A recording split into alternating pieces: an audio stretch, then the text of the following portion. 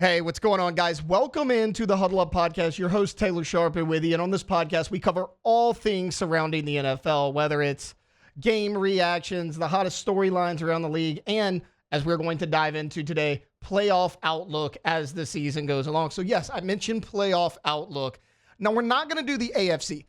We know the heavy hitters in the AFC, right? I mean, the Kansas City Chiefs are 12-1, and it looks like they just cannot lose a game, even if their life depended on it. Despite the loss to the Rams, the Buffalo Bills are one of the top teams. The Steelers, the Ravens. I mean, we know the top dogs in the AFC. The NFC, which if you look at, the top teams, you might say, well, that's the weaker of the two conferences. I also think it's the most competitive of the two conferences because, in my opinion, there's one dominant team in the NFC, which we will certainly get to. But outside of that, I mean, it's kind of a toss-up for really every division but one right now. Speaking of every division but one being a toss-up, let's go ahead and get the NFC East out of the way. This division is over. And look, as a Cowboys fan myself, it pains me to say this, but you got to give a pat on the back to the Philadelphia Eagles, right? I mean, they went, I believe it was 8 straight regular season games, and then they're ousted in the first round of the playoffs as favorites to the Tampa Bay Buccaneers. They went on a 9-game losing streak to close out the 2023 season. Nick Sirianni's job was on the line. Hey, was Jalen Hurts a one-year wonder? Was that big season a flash in the pan when he led them to the Super Bowl? There were a lot of question marks surrounding this team. But what did they do? They brought in a free agent, and not just a free agent, the free agent. Because look, if you look at the Eagles' running game a year ago with Jalen Hurts and DeAndre Swift, it wasn't bad. It was actually one of the more efficient running games in the NFL, but they saw a player out there that they could not pass up in Saquon Barkley. And I don't know if you ask a lot of people around the league right now, it's Josh Allen, Lamar Jackson, and Saquon Barkley right there, the top 3 as far as the MVP race goes with about 4 games to go. But as far as the NFC East goes, the Philadelphia Eagles sit atop that thing at 11-2. The next closest team is the Washington Commanders. And, coming into this year, everyone said, well, the Commanders have been such a terrible organization. You have a rookie quarterback coming in. You have a brand new head coach. They started out on fire.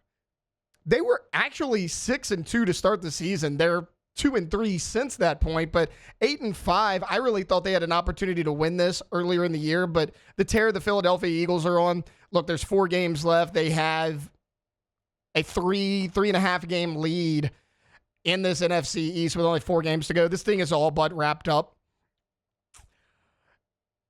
The NFC West, probably the most competitive division as far as the NFC goes. So the Seahawks right now are sitting at 8-5. The Rams, 7-6. They just had their big win recently against the Buffalo Bills. The Rams' biggest issue has never been talent. We know Sean McVay is one of the best coaches in the NFL. We know Matthew Stafford, in my opinion, is a future Hall of Famer. You got Cooper Kupp, you got Puka Nacua. Kyron Williams and Blake Corum have formed a good 1-2 punch in the backfield. The Rams' biggest issue, again, has never been talent. It's been injuries. This team cannot stay healthy.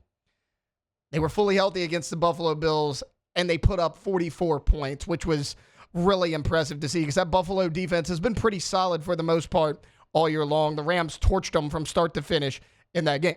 Then you have the Arizona Cardinals. In my opinion, even sitting at 6-7, probably the surprise team in this division because I don't know about you guys. I had very, very low expectations for this team. I don't think Kyler Murray is the answer at quarterback. He's had a better season than I expected, but he's going to come back down to earth in recent weeks. He can't get the ball to Marvin Harrison Jr. I mean, that's their biggest issue. They've hit on some splash plays, but nothing with any consistency.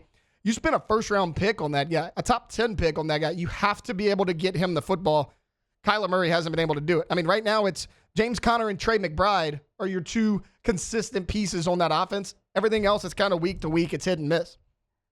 And then at the bottom of the division, probably the surprise of the NFL right now, San Francisco 49ers sitting at 6-7. Now, again, a lot like the Rams, but to a much larger scale. The 49ers cannot seem to shake this injury bug. I think them, maybe more than any other team in the NFL, just cannot stay healthy. Brock Purdy's missed a game. Christian McCaffrey didn't even start play until about 3 weeks ago. He's already out on IR. His season might be over with. He only played 3 games for this team. George Kittle's missed multiple games. Deebo Samuel's missed multiple games. You gave the huge contract to Brandon Ayuk, which I personally think is a mistake. I don't think Ayuk's ever been that guy. And then he goes down with an injury. He's barely played this season. Jawan Jennings has been your most consistent outside receiver. Even when Debo's been in there, he's been nicked up. He hasn't been 100% healthy even when he is in the lineup. I mean, you got Jawan Jennings and George Kittle. That's pretty much your offense right now. And Brock Purdy had a great year, but, I mean, if you look at the players he has around him, I get it, right? I mean, the conversation around Brock Purdy is always, well, he needs elite weapons around him. He didn't even have elite weapons at this point. He's got Kittle, a banged-up Debo Samuel, and Jawan Jennings. That's all he's got. They're solid players, but, I mean, is that really the team that's going to take you to the Super Bowl, even if Purdy wasn't struggling like he is?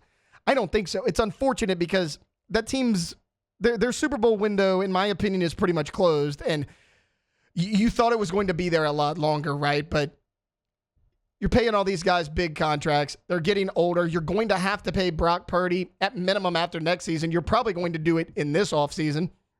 Gave McCaffrey the big contract. He's been injured. Debo's injured. Brandon Ayuk, I just mentioned, I think you drastically overpaid for him. Kittle's a top 5 tight end in terms of salary. Trent Williams, a top 5 left tackle in terms of salary. You can't keep paying all these guys, and you don't have that Super Bowl ring to show for it. The other division, or the next division I want to look at within the NFC, is the NFC North. Now, initially you could say, okay, well, the Detroit Lions have that locked up, right? They're 12-1. In my opinion, far and away the best team in the NFC, maybe the best team in the NFL. Dan Campbell has those guys believing. He's kind of an unconventional coach, right? He's that rah-rah guy. It's one of those guys that you wouldn't expect to be the X's and O's technician that he is. But look, he goes for it on fourth down when other coaches don't. He gambles. He has a lot of confidence in his team, and so far it's paid off for him. I mean, Jared Goff's playing at an MVP level. He's got 2 studs at running back in Montgomery and Jahmyr Gibbs. He's got Amon-Ra St. Brown, Sam Laporta, who's one of the best young tight ends in the NFL. And then that's not even mentioning his defense, which could be the best defense in the NFC. As good as this team is, they only have a 1-game lead over the Minnesota Vikings. Because the Vikings sit at 11-2. They're probably the story of the NFL right now. If you remember, they moved on from Kirk Cousins because they offered him a contract in the offseason. The Falcons offered him a little bit more. They're probably regretting that. We'll get to that in a little bit. They draft J.J. McCarthy. Looks like J.J. is going to be the guy. J.J. tears his meniscus before the season even starts. So you have to turn to Sam Darnold, who has been a backup the last few years. And when he's been that starter, he has not lived up to that first-round billing. He has this year. He just came off the best game of his career. It was a 5-touchdown, over 300-yard performance with no turnovers. Sam Darnold right now has 28 touchdown passes. He's been the story of the NFL. I get it. Darnold's not going to be an MVP conversation. He's not there yet. He's not on that level.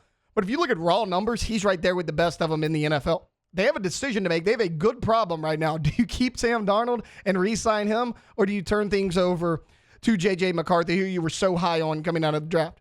That's a team to watch because I get it. We all thought, hey, the Lions are going to have this division wrapped up. They only have a 1-game lead. If the Lions can slip up and the Vikings keep doing what they're doing, they could catch the Detroit Lions. It is important to note that the Lions and the Eagles have already locked up at least a wild card spot, the only 2 teams in the NFC to do that. So regardless of division winners, Philly and Detroit will both be in the NFC playoffs. They have already locked that up. That leaves us with the NFC South. Now, I saved this one for last, and you're probably wondering why. You're like, hey, that's the worst division in the NFC. It is, but it's also the most interesting. Because at the beginning of the season, the Falcons looked like they were running away with this thing. And then the Bucs got off to the hot start. They were 4-2. They lost 4 consecutive games on what was a really, really tough schedule. That dropped them to 4-6. The Falcons had a 3-game lead. The Bucs looked closer to the Saints than they did the Falcons.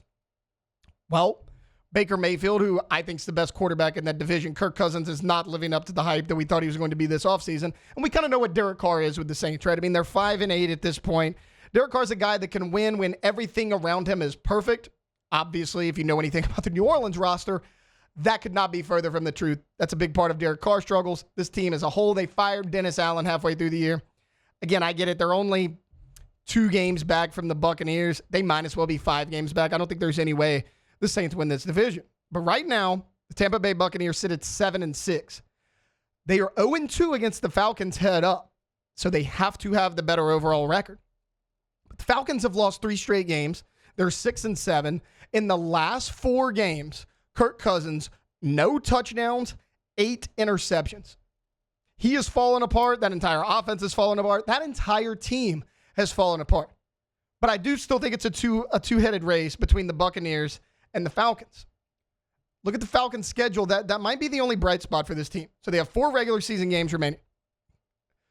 Next Monday night, they go on the road to the Las Vegas Raiders. I'm going to chalk that one up as a win. The Raiders, one of the top 3 worst teams in the NFL, and they just lost Aiden O'Connell for the year with a knee injury. They had to turn to Desmond Ridder. It didn't look pretty.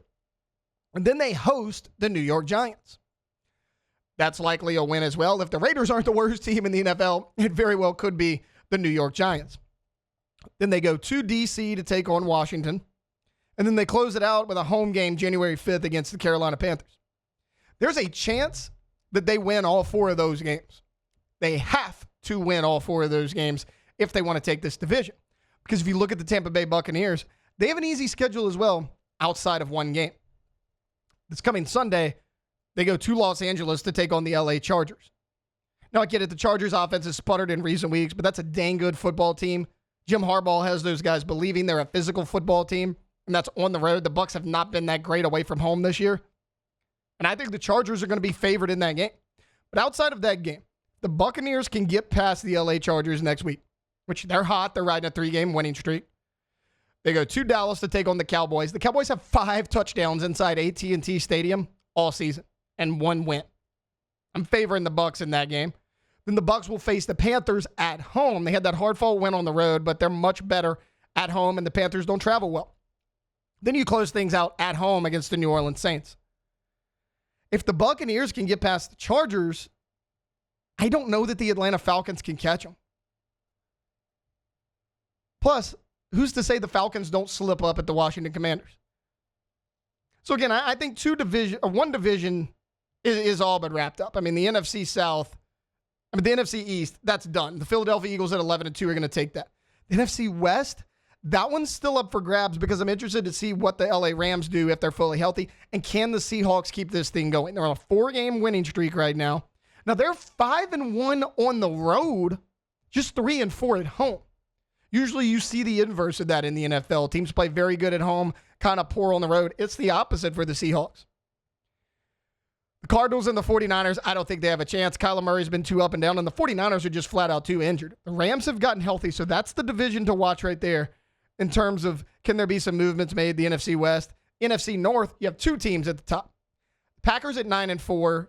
Some people have their opinions of Jordan Love. Some think they're elite. Some think he has a lot left to prove. I'm on the latter. I don't think Jordan Love is in that elite category quite yet. And the Chicago Bears are terrible. They fired Matt Eberflus. They are 4-9. That's a 2-headed race between the Lions and the Vikings. And the last one, the NFC South. While it's the worst division, it might be the most interesting because you have the Bucs and the Falcons at the top of the division. Both of them have 4 very winnable games to close out this season. Who's going to get it done? Who can continue rolling? Do the Falcons finally get back in the win column? Can the Bucs continue that winning streak?